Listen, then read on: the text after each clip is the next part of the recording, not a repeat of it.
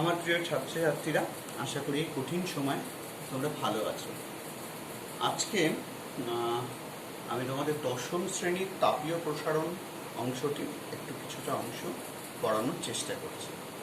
দেখো তোমরা আমার সহযোগিতায় বিষয়টা কতটা সহজবোধ্য হয় তোমাদের কাছে বিষয়টা। আগের দিন আমরা যেটা পড়িয়েছিলাম সেটা একটু মনে করিয়ে দিই বা রিক্যাপচুলেট করিয়ে দিই। আগের দিন আমরা পড়িয়েছিলাম দৈর্ঘ্য প্রসারণ গুণাঙ্ক এবং দৈর্ঘ্য প্রসারণ। আমরা জানি যে তাপের ক্ষেত্রে কোনো একটা কঠিন পদার্থের দৈর্ঘ্যে বৃদ্ধি হয় তাপ দিলে, এবং তাপ বের করে নিলে দৈর্ঘ্যের হ্রাস করে, এবং এটা নির্ভর করে আমি কোন পদার্থ ব্যবহার করছি তার উপরে। যেটা আমি আগের দিন এক্সপেরিমেন্টালি দেখিয়েছিলাম যে একটা ছিপি, বোতলের ছিপি যখন খুব টাইট করে আটকে যায় তখন আমরা কি করি, সেই ছিপিটিকে খোলার জন্য তাপ দিয়ে ছিপিটাকে বাড়াই। তোমরা গরুর গাড়ির বেগ পড়ানোর ক্ষেত্রেও দেখেছো, বের পড়ানোর ক্ষেত্রেও যে বেগটাকে কিন্তু গাড়ির যে চাকা তার থেকে একটু ছোট করে করা হয়, এবং তারপরে সেটাকে উত্তপ্ত করা হয়, সেটা বড় হয়ে যায়, এবং তারপর চাকার উপরে সেটাকে স্থাপন করা হয়। এইরকমই একটি সমস্যাকে দিয়ে আজকে আমরা তোমাদের পড়ানোটাকে শুরু করার চেষ্টা করি। ধরো তোমার কাছে এইরকম একটা স্টিলের পাত আছে, যার মাঝে এইখানে একটা হোল আছে। এই হোলের মধ্যে তুমি একটা স্টিলের পিনকে ঢোকানোর চেষ্টা করবে। বানানোর পর দেখা গেল যে পিনটি এই হোলের থেকে বড়, বা স্ক্রুটি এই হোলের থেকে বড়। এক্ষেত্রে তোমার কি করণীয়, যে ওই হোলের মধ্যে স্ক্রুটিকে ঢোকাবে। ভেবে দেখো, অনেকগুলো অপশন আছে। এক, তুমি স্ক্রুটাকে ঠান্ডা করতে পারো, করে তারা পরিমাপকে ছোট করতে পারো, আবার এই প্লেটটাকে গরম করে হোলটাকে বড় করতে পারো। কোনটা করবে? এই দুটো সমস্যাই কিন্তু এই দুটি সমাধানই কিন্তু সমস্যাটাকে সমাধান করতে পারে, দুটো ক্ষেত্রেই, দুটোভাবেই। কিন্তু কোনটা বেশি উপযোগী এইটাই ভাবার জায়গা। আমি যেটা বেশি উপযোগী নয় সেটা দিয়ে আলোচনাটা শুরু করি। আমি যদি সেই স্ক্রুটাকে ঠান্ডা করি, ঠান্ডা আমি কতখানি করব? দুটো প্রশ্ন এখানে আসে প্রাসঙ্গিকভাবে, যে এই ঠান্ডা করাটা আমার ক্ষেত্রে সহজ না গরম করাটা সহজ। ঠান্ডা করতে গেলে আমি কি করতে হবে? ফ্রিজে রাখতে হবে।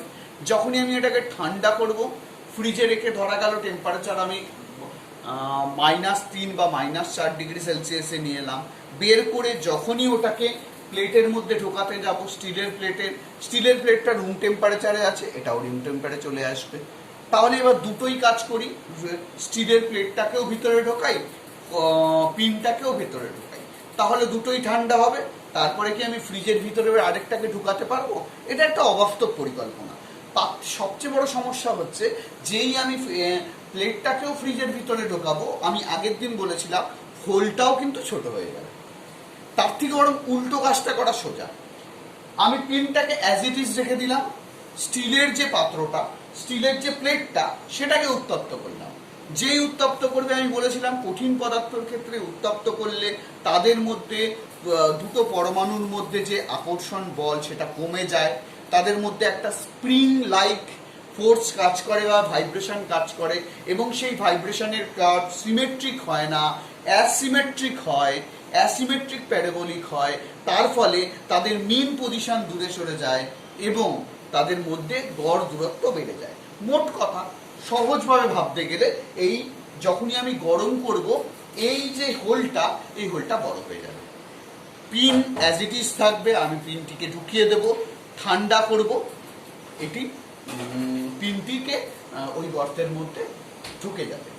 এই ভীষণ সুন্দর প্রশ্নটি আগের 2 বছর আগে নিট বা ডাক্তারি পরীক্ষায় এসেছিল। এটা আমার খুব পছন্দের একটা প্রশ্নের মধ্যে মনে হয়েছিল, এটা তোমাদের সাথে আলোচনা করলাম। তো একটু মনে করিয়ে দিই, আগের দিন আমি পড়িয়েছিলাম লিনিয়ার এক্সপ্রেশন, দৈর্ঘ্য প্রসারণ, ঠিক আছে, বা লিনিয়ার এক্সপানশন। কোনো একটা বস্তু দৈর্ঘ্য যদি এল হয়, ইনিশিয়াল দৈর্ঘ্য যদি L0 হয়, তারপরে তার টেম্পারেচার যদি তুমি ডেল্টা থিটা বাড়াও, তারপরে তার দৈর্ঘ্যের বৃদ্ধি যদি ডেল্টা এল বা এল জিরো বাড়ে, এই ডেল্টা এল জিরোটা কার সমানুপাতিক? ডেল্টা এল জিরোটা দুটো জিনিসের সমানুপাতিক হয়। একটা হচ্ছে টেম্পারেচারের,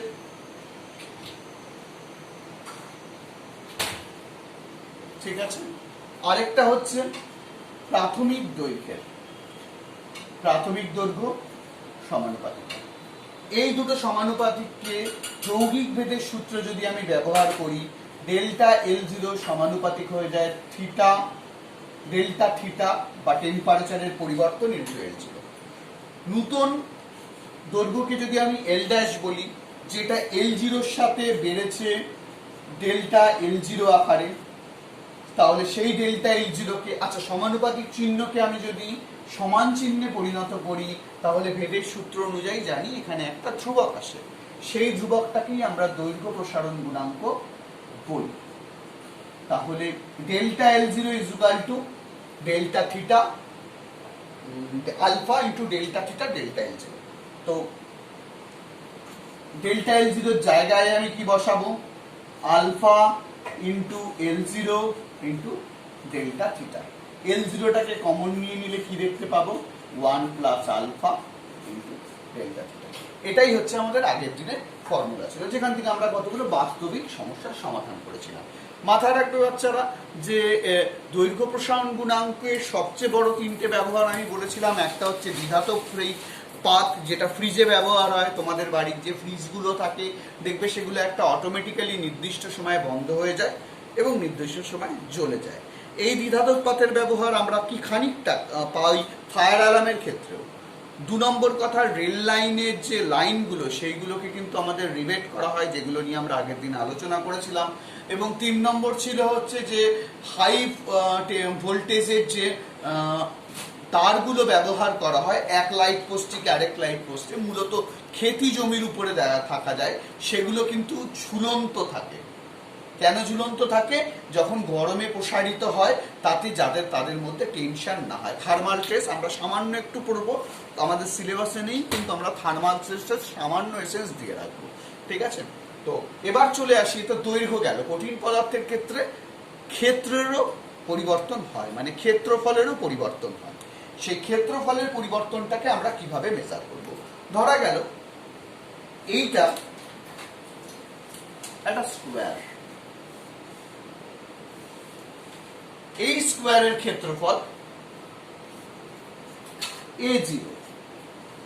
এটাকে আমি হিট করলাম, হিট করার পর এর টেম্পারেচার বৃদ্ধি পেল, বৃদ্ধি পাওয়ার পর এর টেম্পারেচার বৃদ্ধি পেলে এর ক্ষেত্রফল হয়ে গেল A1, ঠিক আছে।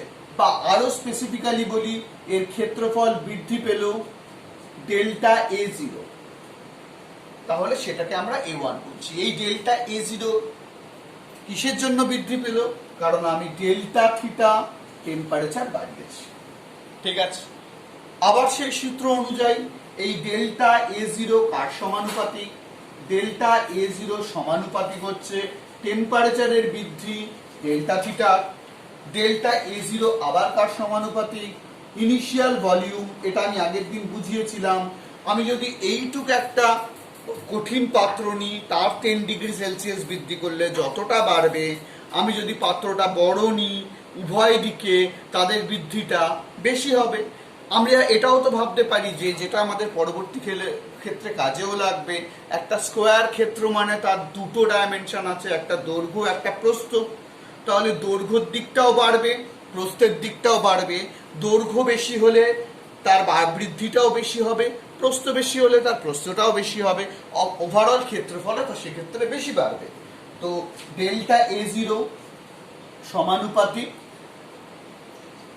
ইনিশিয়াল যে ক্ষেত্রফল তার উপরে। যৌগিক ভেদের সূত্র ব্যবহার করলে আমরা কি পাই? এই ডেল্টা A0 সমানুপাতিক delta theta into A0।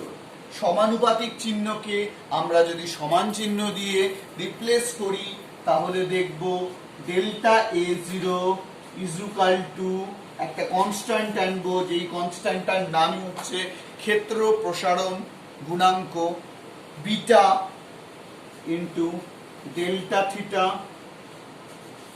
Delta A zero. এইটা তো আমরা বৃদ্ধিটাকে পেলাম এ জিরো, এটা তো আমরা বৃদ্ধিটাকে পেলাম। বৃদ্ধি পেয়ে কত হলো? বৃদ্ধি পেয়ে যেটা হয় সেটাকে আমরা a1 বলি, সেটা আসলে a plus delta A zero. Delta এ জিরোর মানটা বসাই, এ zero plus beta into A zero into delta theta. A zero common নিয়ে নিই, কি পাবো? 1 plus beta into delta theta. বোঝা গেল? তাহলে আমাদের জেনারেল ফর্মুলা কি দাঁড়ালো? a1 is equal to a0 into 1 plus beta into delta theta। এইটুক নিয়ে আশা করি কারো কোনো সমস্যা থাকা উচিত নয়। এবার যেটা আমি দেখব, এই বিটা ডাইমেনশন, এই বিটার মাত্রা কি? 2 নম্বর কথা, বিটার একক কি? বিটার মাত্রা এবং বিটার একক। বিটা জিনিসটা কি সেটাকে আগে লিখি।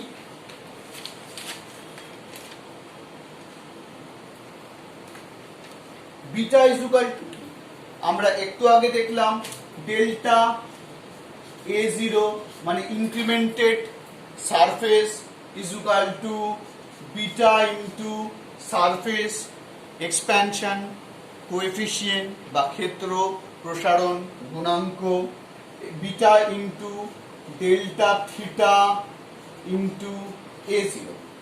তাহলে এখান থেকে বিটাকে যদি একা করি কি পাবো? Delta A zero divided by delta theta A zero.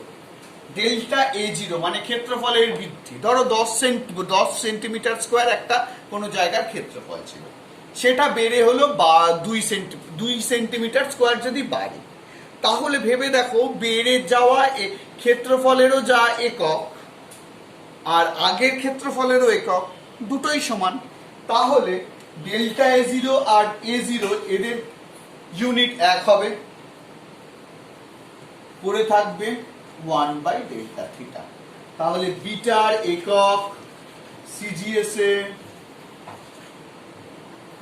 প্রতি ডিগ্রি সেলসিয়াস, বিটার একক এসআইতে প্রতি কেলভিন। মাথায় রাখবে কেলভিন এককটার আগে কখনোই ডিগ্রি সেলসিয়াস বসে না। কেলভিন এককটার আগে কখনোই ডিগ্রি সেলসিয়াস বসে না, ডিগ্রি কথাটা বসে না, ডিগ্রি সেলসিয়াস নয়, ডিগ্রি কথাটা বসে না। ঠিক আছে, এটা গেল। এখান থেকে কতগুলো ভাবনা চিন্তার প্রশ্ন আসে যেগুলো একটু অন্যরকম প্রশ্ন। তার আগে একটা জিনিস বলে দিই, সেটা হচ্ছে আলফা আর বিটার মধ্যে কি কোনো রিলেশন আছে? দেখা যাক তো আছে কিনা। আমরা প্রথমে জানি এ ওয়ান যেটা বেড়েছে সেটা হচ্ছে A zero plus 1 by beta delta theta. এই রিলেশনটা আমরা প্রতিষ্ঠা করেছি। এইবার দেখো আমরা একটা স্কোয়ার, ধরো একটা স্কোয়ার নিলে যার দৈর্ঘ্য এবং প্রস্থ দুটোই এক, এল ইউনিট। তাহলে এ জিরো মানে যখন আমি উত্তপ্ত করিনি তখন তার ক্ষেত্রফল কত? আমরা স্কোয়ারের ক্ষেত্রফল জানি, বাহু গুণ বাহু মানে এল স্কোয়ার। যেই এটাকে উত্তপ্ত করলাম এর চারিদিক দিয়ে বেড়ে যাবে, তাহলে এল গুলো কি হয়ে যাবে? এল তখন চেঞ্জ হয়ে বৃদ্ধি পেয়ে হবে এল প্লাস ডেল্টা এল, এটাকেই আমরা এল ওয়ান বলছি। ঠিক আছে, তাহলে নতুন এ ওয়ান যেটা সেটার মান কি হবে? L one square.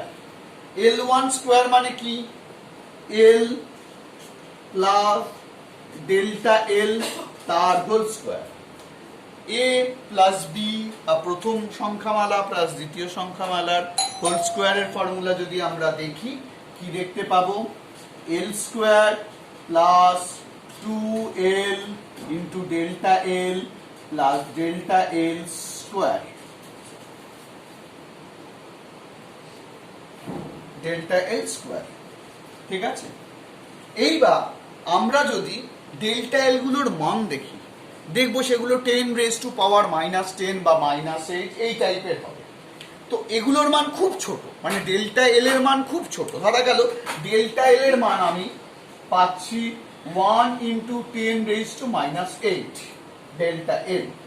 সেখানে ডেল্টা এল স্কোয়ারের মান কি হবে? 1 × 10⁻⁻8 তার হোল স্কোয়ার, মানে 1 × 10⁻⁻16। এটা ভীষণ ছোট, মানে পয়েন্টের পর 16টা শূন্য।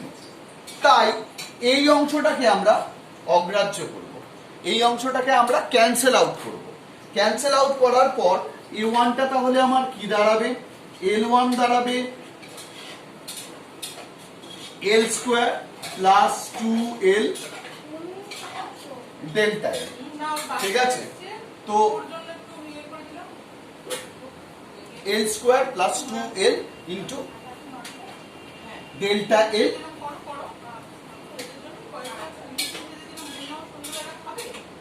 ডেল্টা থিটা, ডেল্টা এল নয় delta theta.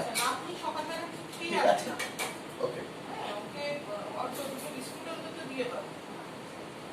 Alpha into delta L alpha into L into theta. ঠিক আছে, তো এইবার এ ওয়ানটাকে আমি রিপ্লেস করব। এ ওয়ানটাকে যদি আমি এ জিরোটাকে দিয়ে যদি আমি রিপ্লেস করি, তাহলে আমি এখান থেকে কি পাচ্ছি? A0 plus 1 plus 2 alpha delta theta.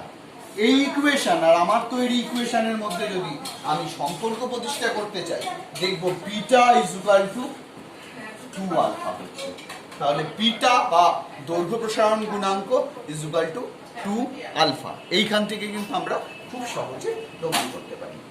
এইখান থেকে তোমাদের চিন্তা ভাবনামূলক যে প্রশ্নগুলো আসে সেটা হচ্ছে এইরকম, যে কোনো একটি ঘনকের যদি আমি একটা বাহুকে তোমার হ্যাঁ, এই প্রশ্নটা খুব ইম্পর্টেন্ট। কোনো একটি ঘনকের দৈর্ঘ্য প্রসারণ গুণাঙ্ক যদি 1 ইন্টু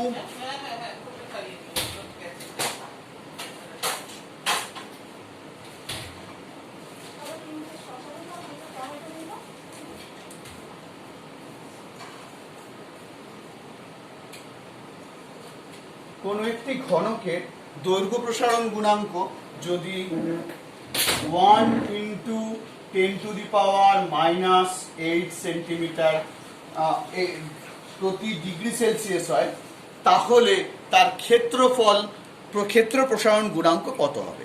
খুব straightforward. Beta is equal to 2 alpha. এই দৈর্ঘ্য প্রসারণ গুণাঙ্ক মানে আলফা দেওয়া আছে, তাহলে বিটার মানটা কি হবে? 2 ইন্টু 1 ইন্টু 10⁻⁻8 বা 2 ইন্টু 10⁻�8। আরেকটা খুব ভালো প্রশ্ন যেটা সর্বভারতীয় নিট পরীক্ষায় একবার এসেছিল, সেটা হচ্ছে এরকম একটা সিলিন্ডার আছে। এই সিলিন্ডারটা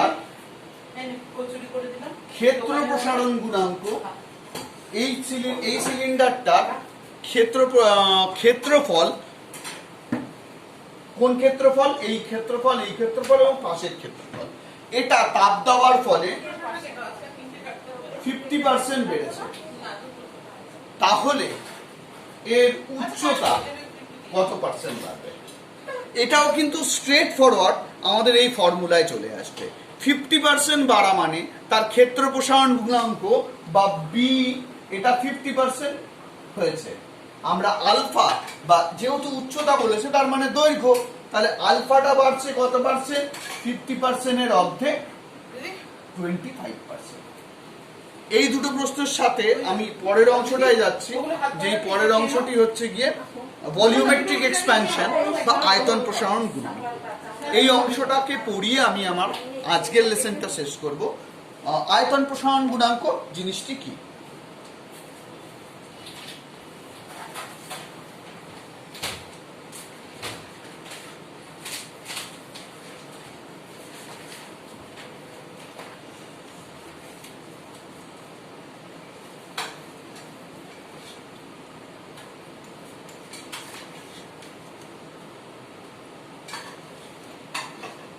ধরো আমার কাছে একটা ঘনক আছে, ঘনক মানে লুডুর ছক্কা, এই সেই ঘনক।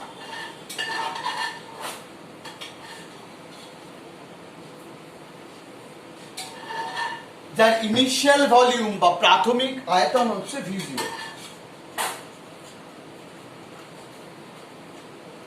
যে একে উত্তপ্ত করলে এর আয়তন বাড়বে, আমি উত্তপ্ত করে এর টেম্পারেচার ডেল্টা থিটা বাড়ালাম, ডেল্টা থিটা বৃদ্ধি পেলে এর আয়তন বাড়ছে ডেল্টা V0। এই নতুন আয়তনটাকে যদি আমি V1 বলি, তাহলে V1 হচ্ছে V0 প্লাস ডেল্টা V0। এই ডেল্টা V0টা কার কার উপর নির্ভর করছে সেটাকে আমি দেখব। একই ফর্মুলা, ডেল্টা V0 নির্ভর করে ডেল্টা V0 প্রপোর্শনের ডেল্টা থিটা, মানে উষ্ণতার বৃদ্ধির সাথে আয়তনের বৃদ্ধির পরিমাণ বৃদ্ধি সমানুপাতিক, এবং ডেল্টা V0 সমানুপাতিক আয়তনের সাথে V0। এই দুটোকে যৌগিক ভেদের সূত্রে দিলে আমরা কি পাই? Delta V0 into delta theta. আমরা জানি সমানুপাতিক চিহ্নকে সমান চিহ্নে পরিণত করতে গেলে একটি কনস্ট্যান্ট আসে, সেই কনস্ট্যান্টটির নাম হচ্ছে গামা, যাকে আমরা ক্ষেত্র প্রসারণ গুণাঙ্ক বলি, যাকে আমরা ক্ষেত্র প্রসারণ গুণাঙ্ক বলি। তো যদি পুরো ফর্মুলাটা লিখি, V1 ইজ ইকুয়াল টু, তাহলে কি পাচ্ছি? V0 plus delta V0। Delta V0 এর জায়গায় আমি কি বসাবো? 0 gamma V0 into delta theta. V0 common নিয়ে নেব, 1 প্লাস গামা ডেল্টা থিটা, এটাকে পেলাম। আচ্ছা, তিনটে জিনিস আমি বলিনি, একটা ডেফিনিশন। আচ্ছা, তার আগে বলে নিই যে ক্ষেত্র প্রসারণ গুণাঙ্কের মাত্রা এবং একক কি হয়। গামা ইজ ইকুয়াল টু আমি কি জানি? গামা ইজ ইকুয়াল টু জানি আমি delta V0 by V0 divided by theta. Delta V0 মানে আয়তনের বৃদ্ধি, 5 কিউবিক সেন্টিমিটার বেড়েছে বা 10 কিউবিক সেন্টিমিটার বেড়েছে, আর প্রাথমিক আয়তন হয়তো ছিল 100 কিউবিক সেন্টিমিটার। এই দুটো একক একই জাতীয় রাশি, তারা পরস্পরকে ক্যান্সেল আউট করবে, তাহলে এর যে একক হবে সেই একক একইভাবে degree Celsius CGS in CGS, আর in SI degree, in SI kelvin. ঠিক আছে, তো এই জায়গা অবধি আমার মনে হয় তোমাদের কারো বুঝতে অসুবিধা হয়নি। আচ্ছা, গামার সাথে আলফার কি কোনো রিলেশন আছে? সিলেবাসে নেই প্রুফটা, তবুও আমি দেখিয়ে দিচ্ছি। এদের